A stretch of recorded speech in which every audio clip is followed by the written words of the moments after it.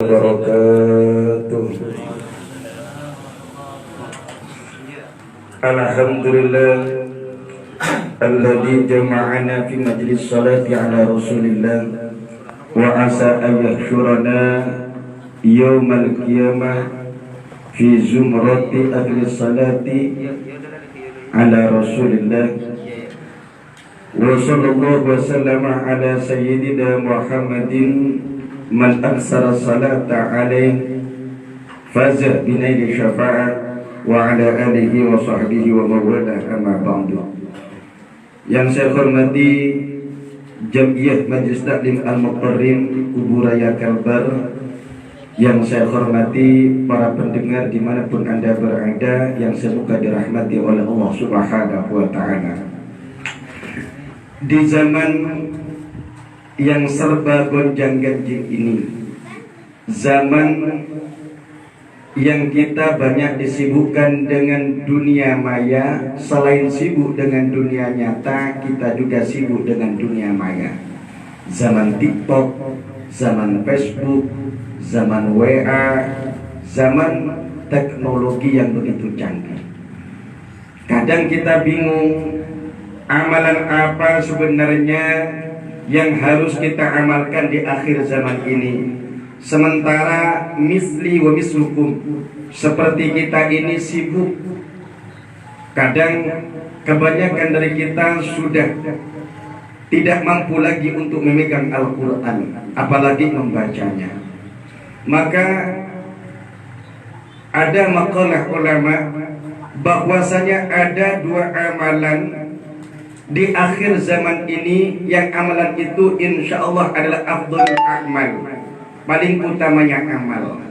Pertama apa? Pertama ialah perbanyak baca salawat kepada Nabi Muhammad sallallahu alaihi wasallam. Kenapa baca salawat? Karena nikmat yang ada dalam diri kita, yang Allah berikan kepada keluarga kita, nikmat apapun itu, baik nikmat berupa nikmat agama, dunia, nikmat yang tampak, nikmat yang tak tampak, itu barokah Kanjeng Nabi Muhammad sallallahu alaihi wasallam. Sementara kalau kita fikir, selain begitu banyak nikmat yang Allah berikan kepada kita, kita ini banyak dosa kepada Allah. Tentunya kita berharap walaupun sekotor apapun diri kita, sebanyak dosa pun maksud yang kita lakukan, kita berharap kalau kita kelak kita mati, dicabut nyawanya oleh Allah, berharap dosa kita diampuni oleh Allah. Maka di antara penghapus dosa ialah banyak baca salawat kepada Kanjeng Nabi dan banyak istighfar kepada Allah Subhanahu wa ta'ala.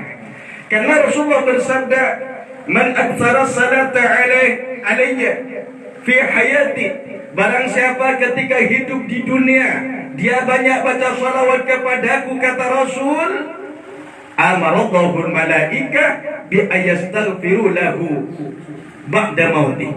Maka setelah mati, setelah kita dikuburkan, ditinggalkan oleh orang-orang tersayang kita, ditinggalkan oleh istri kita, ditinggalkan oleh anak-anak kita, ditinggalkan oleh sahabat-sahabat kita, kita sendirian di alam kubur, maka Allah Ta'ala perintahkan kepada kita yang ahli baca salawat kepada Nabi, ketika hidup di dunia, Allah perintahkan segolongan malaikat yang Allah tugaskan untuk memohonkan ampunan kepada Allah untuk orang yang ahli baca salawat kepada Nabi Muhammad sallallahu alaihi wasallam. Kemudian kenapa kita harus baca salawat? Karena dulu ada kisah, ada orang ini durhaka ke Allah Ta'ala, durhaka ke Allah. Ketika dia berangkat pergi haji, mungkin dulu di padang pasir. Ini yang menceritakan Al-Imam Sauri. Seorang anak dan ayah pergi berangkat haji ke kota Makkah. Di pertengahan jalan, ayahnya wafat, meninggal dunia. Inna lillahi wa inna ilaihi raji'un. Ternyata susah sang anak, sang pemuda ini susah. Karena ayahnya tersebut bukan karena matinya ayahnya, enggak. Rupanya ayahnya berubah, bukan seperti mayat biasa. Akhirnya saking susahnya tidak ada orang yang melayati karena di pertengahan jalan tertidur si pemuda ini. Dalam mimpinya, subhanallah, datanglah seorang pemuda yang bercahaya begitu tampannya, yang pemuda ini tidak kenal. Lalu tiba-tiba sang pemuda dalam mimpinya ini menghampiri sang ayah yang tadi wafat, yang berubah rupanya ini, diusap rupanya. Akhirnya subhanallah, rupa sang ayah ini berubah tampan lagi, bahkan lebih tampan daripada semula. Ditanya oleh sang pemuda, "Man anta, siapa engkau wahai gerangan laki-laki? Saya tidak pernah melihat seseorang yang lebih tampan dari engkau, yang lebih bercahaya dari engkau." Ternyata apa kata sang laki-laki dalam mimpinya? "Ana Muhammad bin Abdullah." Aku adalah Muhammad bin Abdullah. Ternyata yang datang adalah Kanjeng Nabi Muhammad sallallahu alaihi wasallam. "Kenapa engkau datang kepada ayahku?" "Ayahmu ini ahli baca salawat kepadaku. Jalan dia baca salawat, pakai kendaraan dia baca salawat, mau tidur dia baca salawat, mau makan dia baca salawat, mau minum dia baca salawat, duduk dia baca salawat, berdiri dia baca salawat. Maka aku tidak akan biarkan umatku yang ahli baca salawat kepadaku mati dalam keadaan kesendirian. Maka perbanyaklah baca salawat kepada Rasul Muhammad sallallahu alaihi wasallam." Wahai saudara-saudaraku, dimanapun anda berada, yang sedang lihat di dunia maya, di Facebook dan lain sebagainya, ayo banyak baca salawat, terutama di malam Jumat dan di bulan Sya'ban. Karena bulan Sya'ban ini syahrul salati ala Nabi Mukhtar, bulan baca salawat kepada Nabi. Sebisa mungkin kalau kita setelah sholat sibuk, sebisa mungkin baca salawat 10 kali. Mampu 10 kali, ambil 30 kali. Mampu lagi 30 kali, ambil 100 kali. Salawat apa? Paling pendek saja. Sallallahu ala Muhammad, salawat Jibril yang kita amalkan setiap malam Jumat.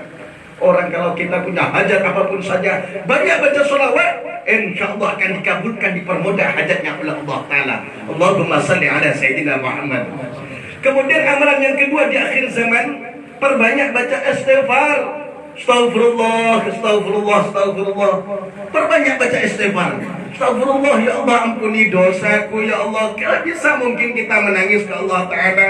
Kalau kita bisa menangis ke Allah Ta'ala, maka insya Allah mata ini nanti akan dijaga oleh Allah dari kobaran api neraka jahanam. Kenapa demikian kata Nabi? Ada 2 mata. Semua mata nanti di hari kiamat itu menangis, illa ainani, kecuali 2 mata ini yang tak akan menangis. Mata apa itu? Ainun yabki min khasyatillah. Satu mata yang sering menangis karena takut ke Allah, karena mengingat dosa, mengingat maksiat, mengingat durhaka, sehingga meneteskan air mata tanpa diketahui seorang pun. Ketika dia ingin tidur, istrinya sudah tidur, anaknya sudah tidur, sahabatnya sudah tidur, lalu dia tertidur mematikan lampunya, lalu dia memikirkan dosa-dosa di masa lampau. Dulu kita pernah banyak meninggalkan sholat, dulu kita banyak mendurhakai orang tua kita, dulu kita banyak berbuat dosa kepada orang lain. Akhirnya terulailah air matanya, meneteslah air matanya, walaupun bukan dalam keadaan sujud, walaupun bukan keadaan dalam sholat, tapi dia menangis karena takut ke Allah. Maka mata seperti ini insya Allah kelak akan melek, akan tertawa, akan aman dari bakaran api neraka jahanam. Kemudian yang kedua mata yang akan selamat dari api neraka jahanam, ainun tahrusu fi sabilillah, mata yang sering melek karena menjaga agama Allah.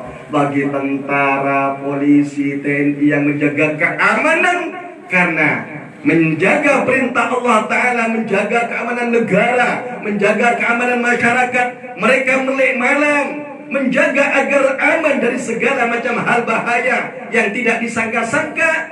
Berjalanlah dia di komplek-kompleknya demi menjaga keamanan yang dia niatkan karena Allah Subhanahu wa Ta'ala. Menjaga agama Allah, menjaga keamanan negara, maka insya Allah mata seperti ini kelak akan diselamatkan oleh Allah dari kobaran api neraka jahanam. Semoga dua amalan ini, salawat dan istighfar, di akhir masa ini menjadi amalan kita. Pendek saja sallallahu ala Muhammad atau istighfarnya Astaghfirullahaladzim, Astaghfirullahaladzim. Semoga bermanfaat. Wassalamualaikum warahmatullahi ta'ala wabarakatuh.